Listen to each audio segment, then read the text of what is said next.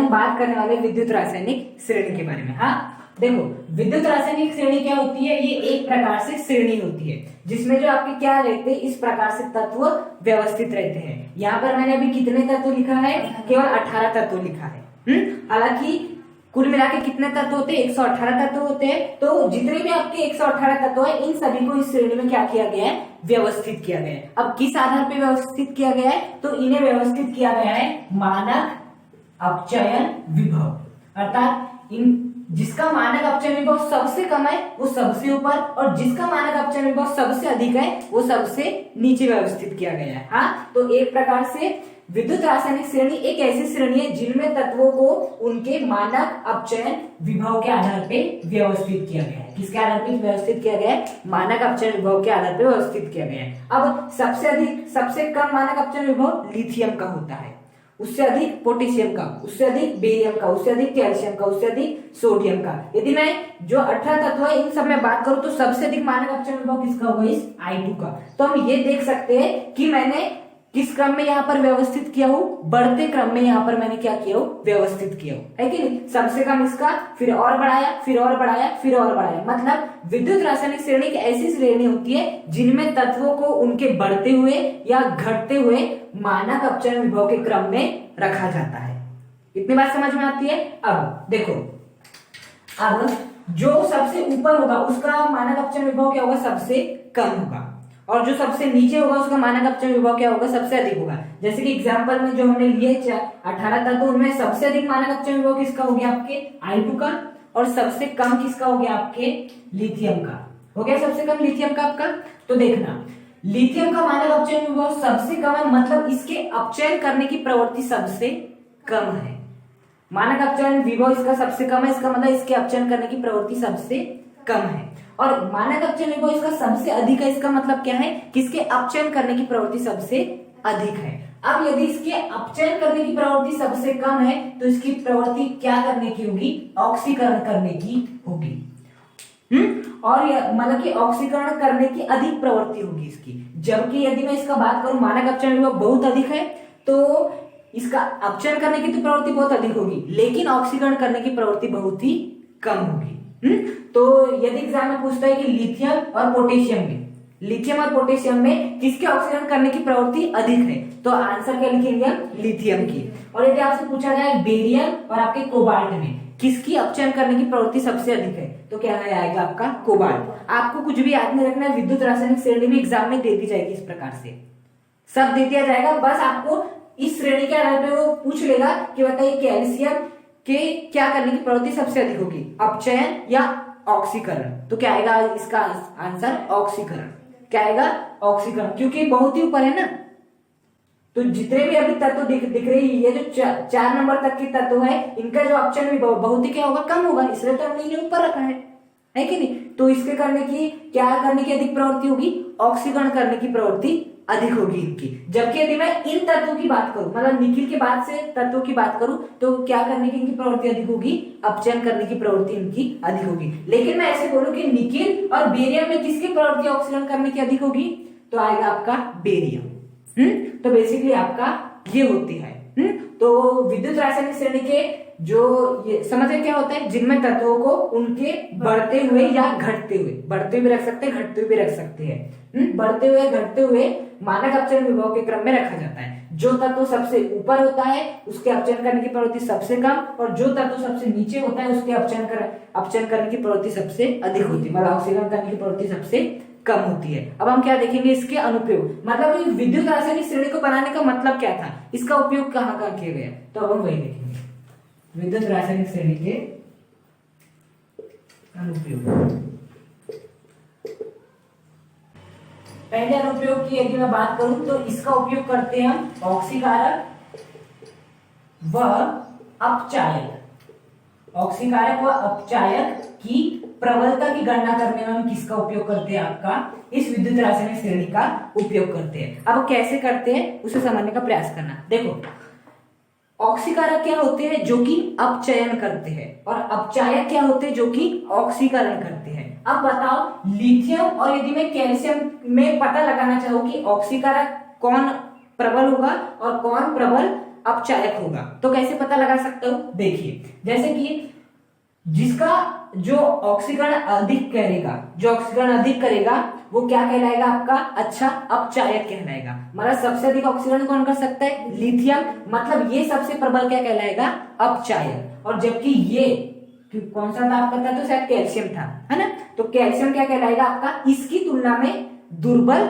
अपचायक, क्योंकि देखो इसका ऑक्सीकरण करने की प्रवृत्ति सबसे अधिक है, तो ये अपचायक सबसे अच्छा होगा। इसके ऑक्सीकरण करने की प्रवृत्ति इसकी तुलना में क्या है, कम है, तो ये क्या होगा आपका, दुर्बल अपचायक होगा। और यदि एग्जाम में पूछ रहा है कि कोबाल्ट और निकिल में कौन प्रबल ऑक्सीकारक होगा, एग्जाम में क्वेश्चन ऐसे आएगा कि आपको विद्युत रासायनिक श्रेणी दे देगा, पहला क्वेश्चन कोबाल्ट और लेड में, अभी इसका एग्जांपल है, लेड और कोबाल्ट में कौन प्रबल अपचायक है, और आपके ऑप्शन दे देगा। ऑप्शन में क्या बात है, दो ही तो है, या तो कोबाल्ट या लेड। तो देखो जो सब क्या पूछा एग्जाम में हमें, कौन प्रबल ऑक्सीकारक होगा, है ना। तो देखो ऑक्सीकारक कौन प्रबल होगा, जो कि अधिक अपचयन करेगा, और अधिक अपचयन कौन कर सकता है, कोबाल्ट। मतलब कोबाल्ट और लेड में कौन प्रबल आपका ऑक्सीकारक होगा, कोबाल्ट। क्यों, क्योंकि ये प्रबल आपका अपचयन कर सकता है, जबकि आपका दुर्बल अपचयन कर सकता है, इसलिए इसका जो ये ऑक्सीकारक होगा ये दुर्बल होगा, जबकि ये प्रबल होगा।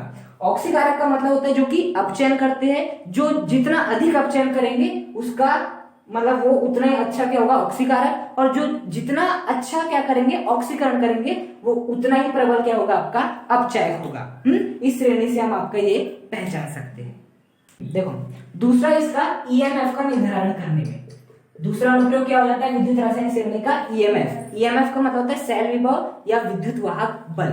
अब जैसे कि आपको मैंने दे दिया, ये हो गया आपका जिंक का इलेक्ट्रोड, और ये दे दिया मैंने कॉपर का इलेक्ट्रोड, ये जुड़ा है एक इसमें और ये जुड़ा है आपके दूसरे पात्र में, और इसे मैंने गैल्वेनोमीटर द्वारा जोड़ दिया हो।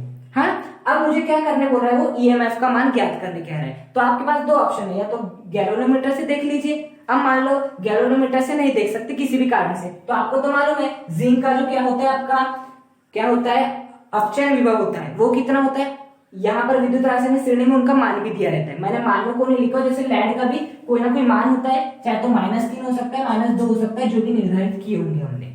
हाँ, वहां से देख के आप जिंक का पता कर सकते हो, और वहीं से देख के आप किसका पता कर सकते हो, कॉपर का भी पता कर सकते हो। कॉपर का है आपका ये वाला है, तो यहाँ पर आप उन दोनों के मान को रख दोगे और आपके किसका मान प्राप्त हो जाएगा, ईएमएफ का मान प्राप्त हो जाएगा। ईएमएफ क्या होता है, बेसिकली ईएमएफ होता है आपका ई रेड माइनस ई ऑक्स, मतलब कि अपचयन विभव माइनस ऑक्सीकरण विभव। अब यदि मैं डीनियल सेल की बात करूं, तो जिंक का क्या होता है आपका, ऑक्सीडेशन होता है, मतलब ऑक्सीकरण होता है, और कॉपर का क्या होता है आपका, अपचयन, अर्थात क्या होता है आपका, रिडक्शन होता है। क्या रिडक्शन होता है, तो यहाँ पर क्या आएगा आपका ई रेड आएगा, मतलब मुझे कॉपर का क्या देखना है, अपचयन विभव देखना है, और कॉपर का अपचयन विभव यदि हमारे पास ये श्रेणी दी हुई है तो हम आसानी से ज्ञात कर सकते। तो क्वेश्चन में यही बोलेगा, मतलब कि यदि वो देना चाहेगा इस प्रकार से विद्युत रासायनिक श्रेणी दे देगा, और आपसे बोलेगा कि डैनियल सेल का विद्युत वाहक बल की गणना कीजिए, तब आप कैसे कर सकते हो, इसकी सहायता से आपको याद होना कि किसके विभव में से किसको माइनस करना है।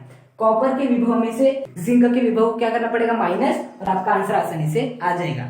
तीसरा है आपका धातु व अधातु की क्रियाशीलता के ज्ञान के लिए किसका उपयोग किया जाता है, आपका विद्युत रासायनिक श्रेणी का। मतलब कि कौन सी धातु कितनी प्रबल होगी और कौन सी अधातु कितनी प्रबल होगी, उसका पता लगाने के लिए हम किसका उपयोग करते हैं, विद्युत रासायनिक श्रेणी का उपयोग करते हैं। अब कैसे, देखो सबसे पहले ये समझो कि धातुएं क्या होती है। धातुएं वो होती है जो कि इलेक्ट्रॉनों का क्या करती है, दान करती है, हाँ?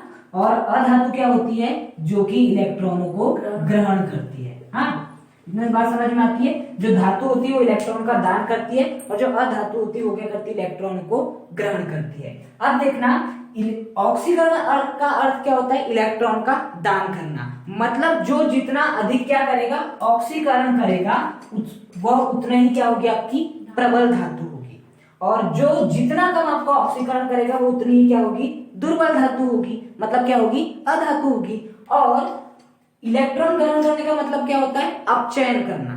हाँ, अब जो जितना अधिक अपचयन करेगा, मतलब कि जिसका रिडक्शन पावर जितना अधिक होगा, वह उतनी प्रबल क्या कहलाएगी, अधातु, और जितना कम होगा वह उतनी क्या कहलाएगी, दुर्बल अधातु, या जिसे हम क्या कह सकते हैं, धातु कह सकते हैं। हाँ, जैसे कि हमसे पूछ लिया कैडमियम और आपके टीन में कौन प्रबल आपकी क्या होगी, अधातु होगी, तो किसे बताओगे? देखो प्रबल अधातु कौन होगी, जो कि क्या करेगी, अधिक इलेक्ट्रॉन का ग्रहण करेगी, अधिक इलेक्ट्रॉन को ग्रहण करेगी, वो क्या होगी, प्रबल अधातु होगी, क्योंकि अधातु क्या होती है, जो कि इलेक्ट्रॉन को ग्रहण करती है। अब प्रबल अधातु कौन होगी, जो कि इलेक्ट्रॉन को अधिक ग्रहण करेगी। अब इलेक्ट्रॉन को अधिक ग्रहण कौन करेगी, जिसका अपचयन अधिक होगा। देखो जिसका अपचयन अधिक होगा वो इलेक्ट्रॉन को अधिक ग्रहण करेगी। और यदि मैं बात करूं टीन और कैडमियम में, कौन अधिक अपचयन करेगा, टीन करेगा। क्यों? क्योंकि इसका जो अपचयन वो क्या है आपका ज्यादा है, जबकि इसका कम है, इसलिए ये क्या होगी आपकी प्रबल अधातु होगी। प्रबल क्या होगी आपकी अधातु होगी, जबकि ये क्या होगी आपकी दुर्बल धातु होगी। क्या होगी आपकी दुर्बल धातु होगी, जबकि ये क्या होगी आपकी दुर्बल अधातु होगी। दुर्बल क्या होगी, अधातु, जबकि प्रबल क्या होगी आपकी धातु होगी। आया समझ में? बस इसी बात को याद रखना, धातु है वही होती है जो कि इलेक्ट्रॉन का दान करती है। यदि प्रबल धातु मतलब इलेक्ट्रॉन का दान अधिक करेगी, इलेक्ट्रॉन का दान अधिक करेगी, मतलब उसका अपचयन विभव उतना ही कम होगा। तो अपचयन विभव जिसका कम होगा वो सभी क्या कहलाएगी, धातु कहलाएगी। इसलिए आप देखना लिथियम, सोडियम, बेरियम, कैल्शियम, आपका sodium, magnesium, aluminium, zinc, iron, ये सभी क्या है आपके जो 9 तक के हैं, ये सभी क्या है आपकी धातुएं मानी जाती है। क्या मानी जाती है, धातुएं मानी जाती है। और धातुएं क्या होती है, जो कि इलेक्ट्रॉन का दान करती है। इलेक्ट्रॉन का दान करना है कि ऑक्सीकरण करना। इन सब का जो अपचयन विभव रहता है, क्या रहता है, अपचयन विभव सबसे कम होता है ना। इनकी तुलना में इसका अपचयन विभव क्या होता है, कम होता है, जिसके कारण इनका जो ऑक्सीकरण करने की प्रवृत्ति होती है वो क्या होती है, अधिक होती है, जिस कारण ये सभी तत्व क्या माने जाते हैं, आपके धातु माने जाते हैं।